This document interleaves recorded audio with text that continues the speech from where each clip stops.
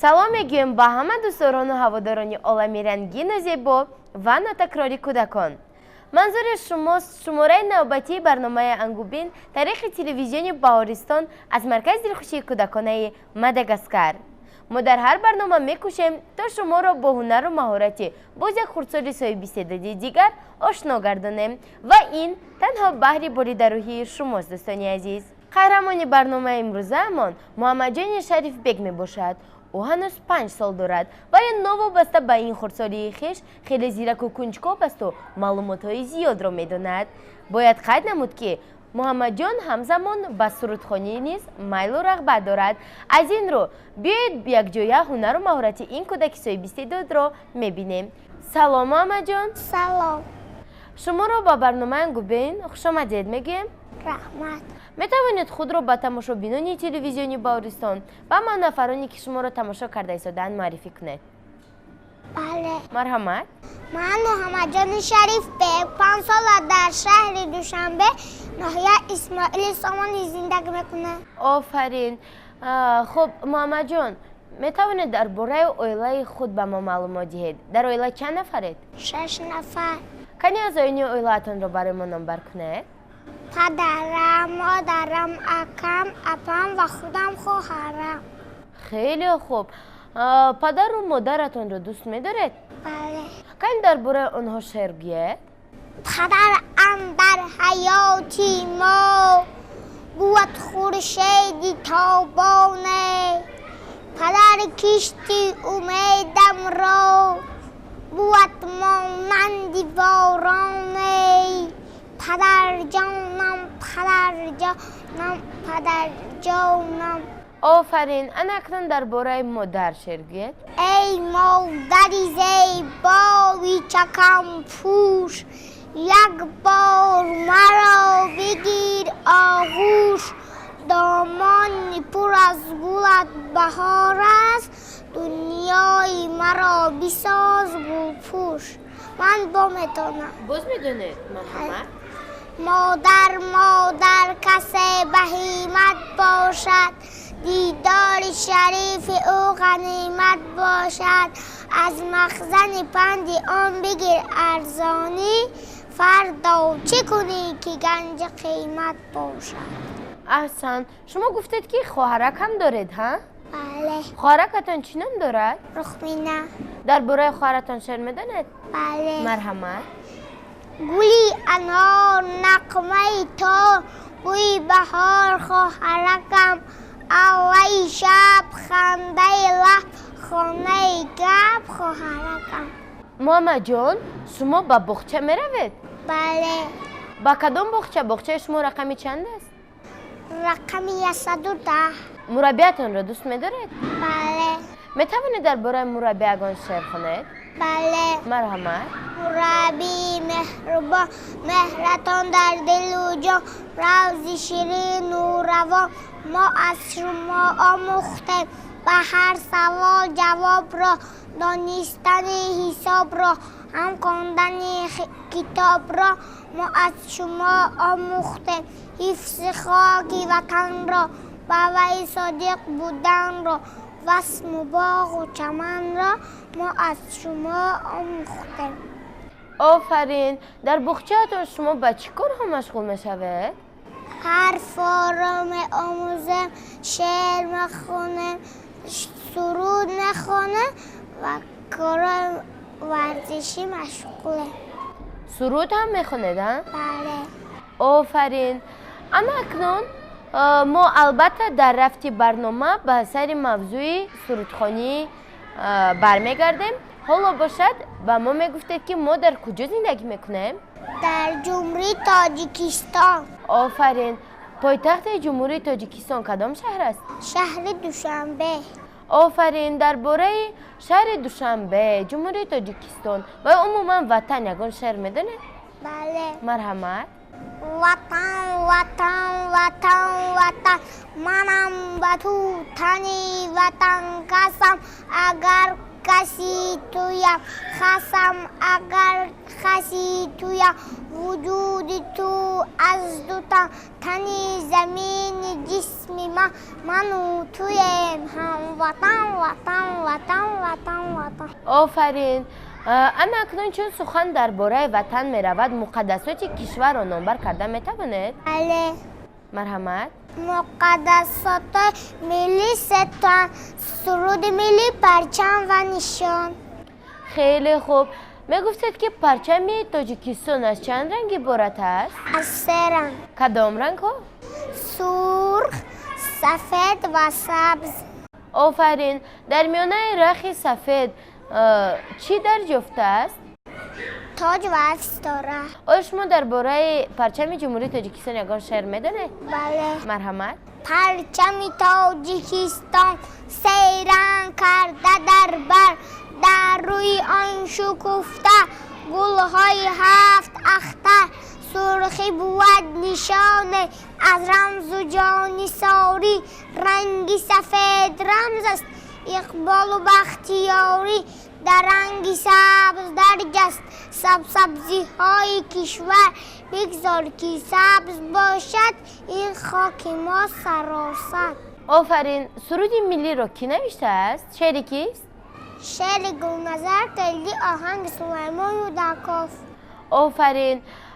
می توانید یگان پارچه سرود ملی را برای ما زمزمه کنید؟ بله میتوانم. من خواهم از جایم خستر سرود ملی را خوانم. مرحمت. یاری ارجمندی ما، ببختی ما سری عزیزی تو بلند باد، سعادتی تو دولتی تو بگذم باد. زی دور ای زمانه ها رسیدیم، بزری پرچمی تو صف کشیدیم. زنده باش ای وطن تاجیکستان آزادی من، برای نگونامی ما تو از امید رفتگانی ما نشانه ای. تو بحر واریسان جهانی جاویدانه ای. خزانه می رسد بنا بهاری تو، که مزرعی وفا بود کناری تو. زنده باش ای وطن تاجیکستان آزادی من، تو مادری یگانه ای. بقای تو بود بقای خاندانی ما، مرامی تو بود مرامی جسم و جانی ما. زی تو سعادتی ابد نصیبی ماست، تو هستی و همه جهان حبیبی ماست. زنده باش ای وطن تاجیکستان آزادی من. آفرین. مرحمت. به جای خود گذاشته شنید. محمد جان، شما سرود ملی را به نهایت خوب زمزمه نمودید. اکنون من میخواستم که شما با ما گویید که ما چند قهرمان داریم؟ 6 تا. کی هایند قهرمان های جمهوری تاجیکستان؟ صدرالدین عینی، بابا جان غفورو، میرزا ترسون زاده، امام علی رحمان، نصرت الله مخزوم و شیرین شاه تیمور.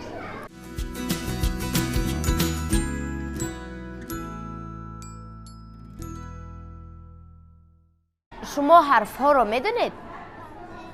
اگر حاضر ما از اینجا به شما حرف ها را نشان دهیم شما جواب داده میتوانید؟ بله.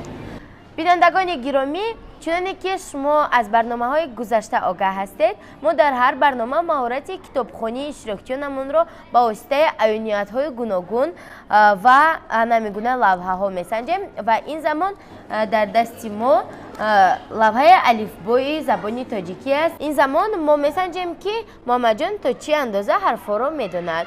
خب محمد جان، این کدام حرف است؟ حرفی ا. با حرف ا یگان شعر گوید.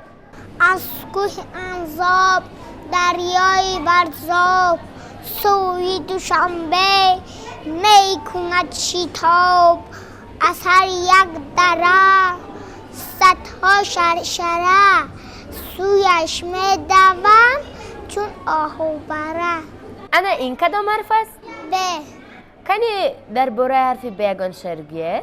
باران بارید چک چک چک سکچه نمود اک اک اک کردم مویم روشانه برآمدم از خانه سکچه را کیتر دیدم کجا بودی پرسیدم سکچه در میدان بود است همراهی ماشان بود است هر سو تخته تر شده است کم دردی سر شده است اول نمودم کاهش ثانی کردم نوازش محکم سرش را بستم اندر نزدش نشستم شیرش داده پیچاندم اول گفته خوابوندم.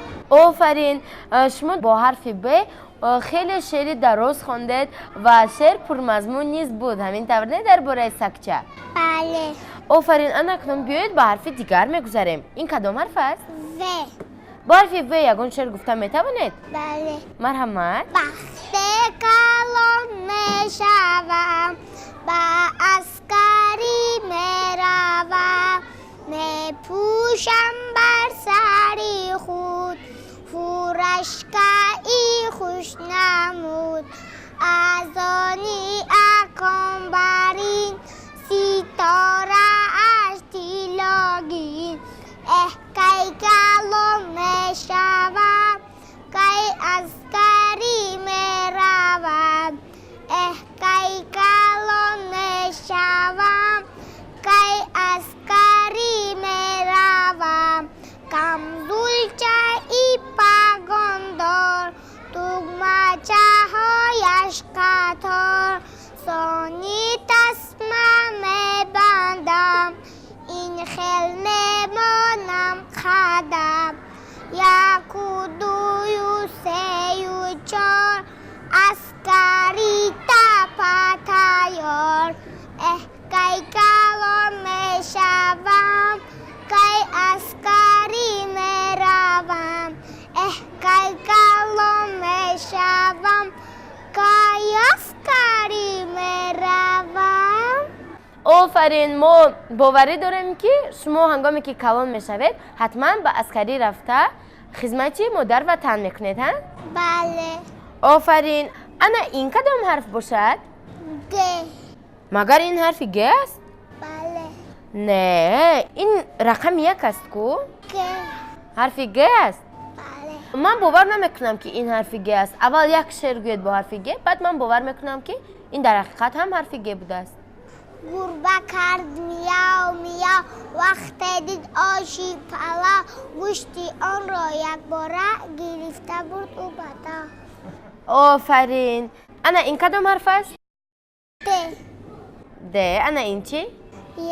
انا این؟ یا. انا این چی؟ ژ. شما با حرف ژ یگان شعر میدونید؟ بله. مرحمت.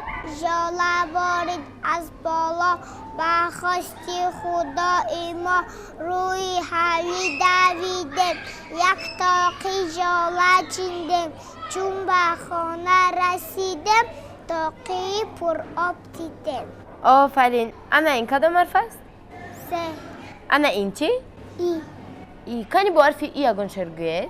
علم بگیر دخترم تا که شوی محترم علم نگیری اگر میکنی در بی سرم.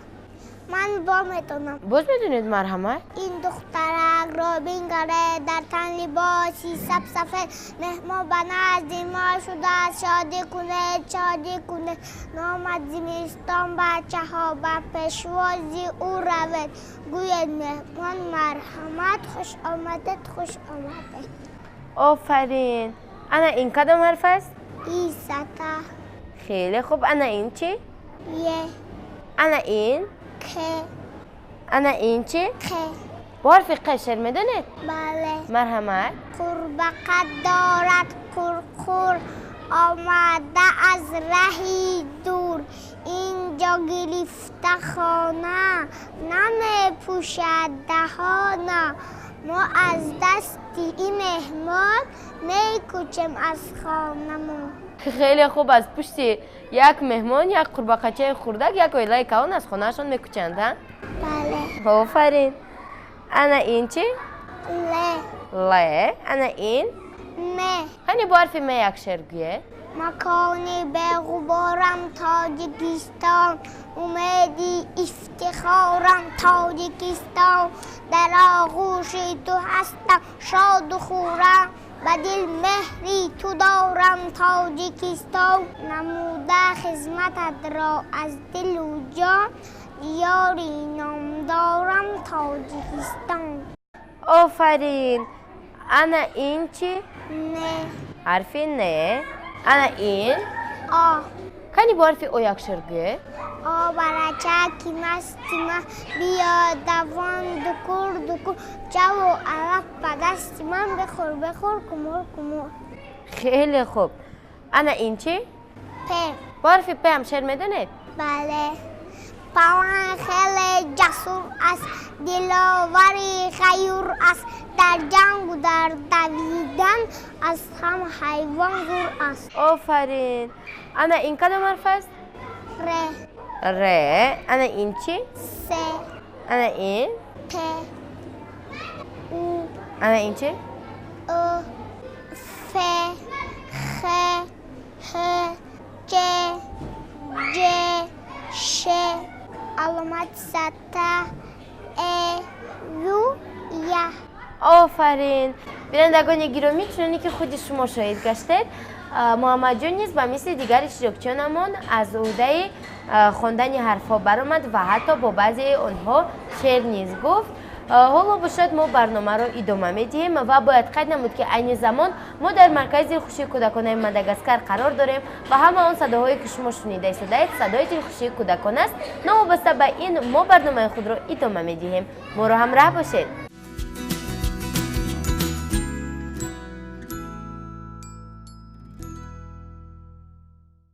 خب، اکنون میدونید نوبت به چی رسیده است؟ به چی؟ حساب کردن. حساب کردن؟ بله. انیخترش ما با واسطه همین لوحه مهارتی حساب کنی شما رو میسنجیم. یعنی میفهمیم که شما رقم ها رو نیز میشناسید یا اینکه نه. میشود؟ بله. خب این کدام رقم است؟ یک. 6. 10. 8. 3. 7. 9. 2.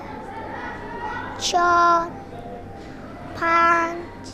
5. خیلی خوب. یعنی شما رقم ها رو نیز خیلی خوب میشناسید ها؟ بله. اما اکنون بیاید کمی جمع طرح میکنیم ها؟ بله. خوب، اگر ما دو سیب داشتیم ها؟ با بالای این دو سیب باز دو نوکی دیگر گذاشتیم. چند تا می شود؟ 4 تا. 4 تا. اگر از 4 تا 3 تایش رو گیریم چی؟ 1 تا. اگر با 1 5 دیگر جمع کنیم؟ 6 تا. 6 طرح 3. 3 تا سیب داشتیم، با بالای اون 6 تا دیگر سیب دیگر گذاشتیم. چند می شود؟ 9. آفرین. شما 9 تا سیب دارید. 2 تایش رو با من دهید چند تا میماند؟ 9 تا. نه، بینید 9 تا سیب داشتید، 2 تایش رو با من دادید. چند سیب دیگر میماند؟ 9. برای چی 9؟ برای که من به شما سیب نمیدیم. خیلی خوب، تشکر زیاد. این از شوخ طبیعت بودن محمد جان درک میدهد که با ما و با شما نیز خیلی پسند است. خب ما صحبت خود رو ادامه میدهیم. مادام که شما سیب رو اینقدر دوست میدارید ها؟ بله. دیگر میوه ها رو نمبر کرده میتوانید؟ بله. کدام میوه ها رو میدونید؟ سیب، انگور، انار، ناک، شفاف، آفرین زردالو. زردالو خیلی خوب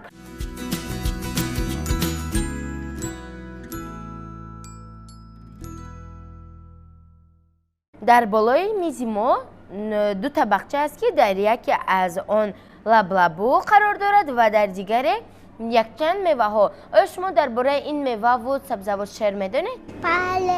ما میدونیم که شما سیب رو بنهایت دوست میدارید. از این رو بیایید درباره سیب شعر کنید ولی آن را نخورید.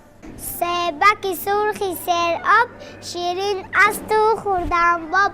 سبک خیلی خوشرو است، خوشمزه و خوشبو است. آفرین. خب انا این کدام میوه است؟ انار رو من به شما نمیدهم زیرا که من نیز انار رو دوست میدارم. از این رو من میدارم شما خواندن گیرید. انار شیرین 100 دانه دارد، 100 دانه ای آن یک خانه دارد. آفرین. خب انا این کدام میوه است؟ انگور. اگر شما درباره انگور شعر گویید من به شما میدهم. از تای انگور چیندم، از تگ انگور چیندم. انگوری ما شیرین است، قند و عسل برین است. خب مرحمت یک تا آن رو گیرید. یک تا فقط یک تا. آن اکنون خورد کنید. خب فهمیده چگونه مزه داشته است؟ بله. چه بودد مزهش؟ زور. زور. شیرین یا اینکه نه؟ شیرین. خیلی خوب. انا اکنون من به شما لبلبو رو میدهم. شما لبلبو رو گزیده درباره شعر میگوید. میشود؟ مرحمت. کنی گزیده شعر گوید. ممکن است.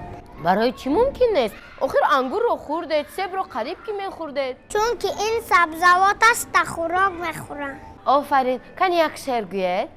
لبلبوی قند آورد اسفند. لبلبو داروست گفتا خیرتمند. خیلی خوب. میل است به من دهید در اینجا میگذاریم. تماشا بینانی عزیز امیدوارم که شما نیز درباره جهت‌های فایده آوری لبلبو معلومات گرفتن میخواهید. آیا شما میدونید که لبلبو در ترکیب خود ویتامین های A, B, C و گروه B, B6, B12 را نگاه می‌دارد که این برای سالم به وای رسیدن ما کمک میرساند. همزمان ویتامین S برای بقوت و سالم بودن استخوان‌های بدن ما کمک رسان است. ویتامین های گروه B یعنی B6 و B12 برای زیاد نمودن خون و بقوتی موشک‌های ما کمک رسان است. اینچنین باید گفت که لبلبو به مثل انار برای زیاد نمودن گیموگلوبین خون ما کمک رسان است. خب انا اکنون شما فهمیدید؟ بله. فایده آور بوده است ها؟ بله. اما اکنون چون سخن درباره میوه و سبزیجات ها می رود، می گفتید که میوه و سبزیجات ها در کدام فصل سال می پزند؟ در تیرماه. تیرماه ایامی جمع نمودن یعنی غون داشتنی حاصل است. همین طور نه؟ بله. اما اکنون می گفتید که یک سال از چند فصل عبارت است؟ از 4 فصل. کدام فصل ها؟ زمستان، بهار، تابستان، تیرماه. تابستان و تیرماه. اما اکنون همین فصل ها رو با زبان روسی گفته می توانید؟ بله. Хорошо, мы вас слушаем. Зима, весна, лето, осень. Зима, весна, лето и осень. چون شما فصل‌های سال رو نمبر کرده می‌توانید، اکنون می‌گفتید که درباره فصل‌های سال شعر می‌دونید؟ بله. حاضر کدام فصل سال است؟ زمستان. در فصل زمستان هوا گرم است یا اینکه خنک؟ خنک. برای چی خنک است؟ برای که برف میبارد. آفرین. اکنون درباره فصل زمستان یگان شعر گویید. بیا فصل زمستان، بیا بشب تو به ما برفی فراوان بیا، راحت به دهقان بیا، از برفک نخرگی سازم آدمی برفی، خوب دو تازی کنم، یخمالک بازی کنم، زمستان آشنای ما، فصل خوش و دلارا. خیلی خوب. اکنون پس از فصل زمستان کدام فصل می آید؟ بهار. کانی درباره بهار یگان شعر گوید؟ کلام نشوم مردی دهقان نشوم که روم سوی صحرا با یک جهان تمنا دانه پاشم بر زمین عرق رزد از جبین زمین شکوفان شود حاصل فراوان شود تا که مردم گوید ز جان رحمت بابای دهقان. آفرین. تابستان چگونه فصل است؟ تابستان فصلی گرم است. من فصل تابستان را دوست ندارم. آب بازی میره. شما آبازی میکنید ها؟ بله. آفرین. اکنون درباره فصل تیرما یگان معلومات دهید. در فصل تیرما طبیعت چگونه می شود؟ زرد می شود. هوا خنک می شود. برگ‌های درختان زرد می شوند ها؟ بله. شمالک است باران میبارد. آفرین. شما درباره باران یگان شعر میدانید؟ بله. مرحمت. یکی درباره شمالک؟ بله. مرحمت. شمالکی تیرما خنک خورده سری را پرسید از رنگ و بد بلوط توتی سفید پوشاند از برگ خود جامه بر تنم زود درختان راضی شدن در رقص و بازی شدن برگ خزان ریختن آمد فصل خزان رس ای برگ طلایی رس. اما اکنون درباره خودی تیرما یگان شعر گوید. تیرمای زلنیسا شرده مرجانش قطار حلقه هایش قهرمان خندش پوری تیلا جامعی برش زرین رومالی سرش زرین شتاب نکن زود نرو کنی دیگر مهمان شو تیرمایی با شکوه پخته هایش کوه کوه میوه هایش باغ باغ بوی خوشش در دماغ حاصلش خرم خرم با گوشکت گپ دارم راستش را گویم این باد خوشروتری از بها. آفرین.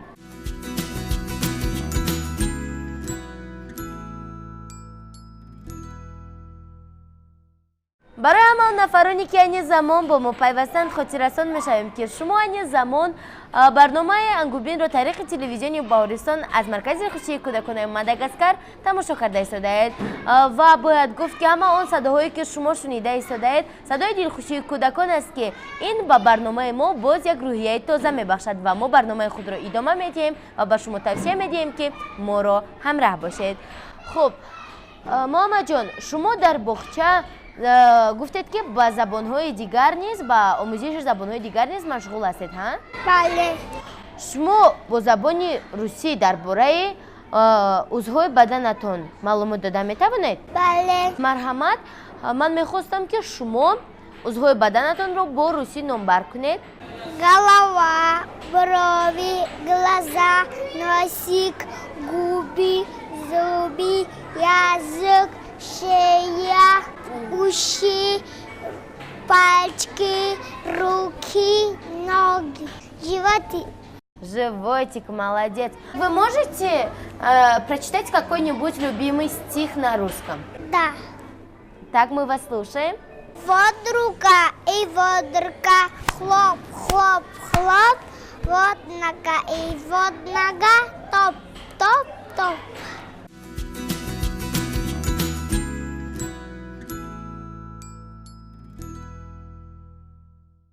тамошобинони азиз, агар шумо дар хотир дошта бошед, яке аз қисмҳои асосии барномаи ангубин дар он аст ки иштирокчиён бояд аз шоирони классик ва муосир шеъру ғазал қироат намоянд. Ин замон навбат ба Муҳаммадҷони хурдакак расидааст. Биёед мебинем ки ӯ аз ӯ ин кор мебарояд ё ин ки не. Муҳаммадҷон, шумо аз шоирони тоҷик шеъру ғазал медонед?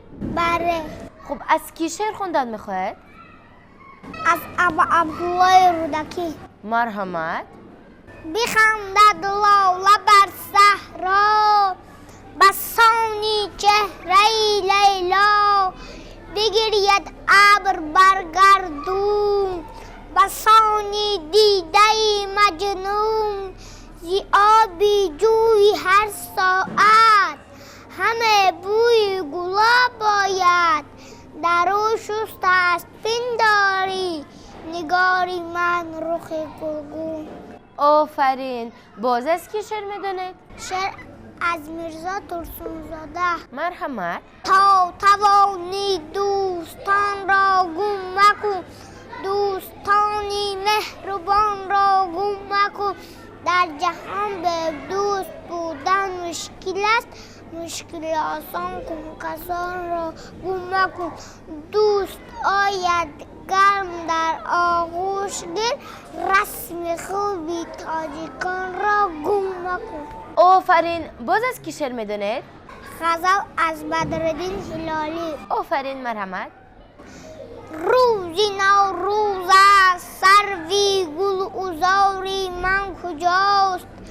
در چمن یاران همه جمعند یاری من کجاست؟ گشته مردم هر یک امروز صیدی چابکه، چابکی صید افکنی مردم شکاری من کجاست؟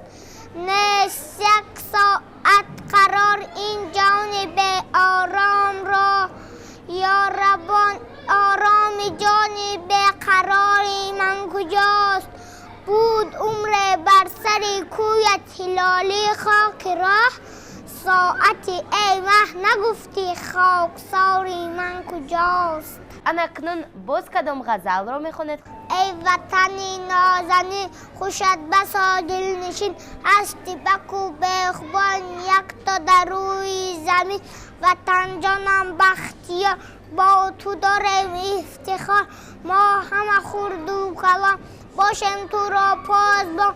ما اولادی زمانه شعر و ترانه خوانیم، از برایت وطن جان درخت نمی داریم جان.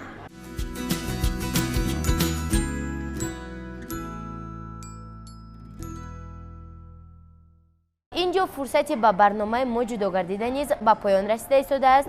در آخر برنامه چی گفتن میخواهید؟ من نگهدارگی خود را به تلویزیون بهارستان و به شما میرسانم که من را به این برنامه دعوت کردید و گفتنیم که خواهم سلامت شوی، خوشقد و قامت شوی، راست شوی چون چنا با قوت و برد با، تا که یگام درد سر با تو نسازد اثر. روی تو گلگون شود دانشت افزون شود. تشکر زیاد. ما نیز به شما تمامی تمنیات های نیک و تمامی بردباری ها رو در جدای انتخاب نمودهتان آرزومند هستیم و امیدواریم که شما در آینده ملکه و مهارت خود را باز هم تکمیل بخشیده باز با برنامه انگوبین می آید. همین طور نه؟ خیلی خوب. تماشابینان عزیز، با چنین تمنیات نیک میرسیم با فرجام برنامه امروزه انگوبین. ما اهل ایجاد برنامه اطمینانی کامل داریم که در کشور ما چنین کودکان خوش‌ذوق و صاحب استعداد با مانند محمد جان و دیگر قهرمانان برنامه انگوبین بسیار زیاد هستند و اگر فرزند شما نیز شعرهای زیاد میداند و نوابسته به خردسالی خویش هنر و مهارت مخصوص دارد و سن او تا 7 ساله است، پس برنامه انگوبین معرفی‌گری استعدادی اوست. نشانی ما شهر دوشنبه، کوچه شهر 31، تلویزیون بهارستان. و محمد جان انا این توفیق زیبا با شما. تماشابینان عزیز، در همینجا با شما نیز خیر و خوش میکنیم تا دیدار نوبتی در برنامه انگوبین. خیر.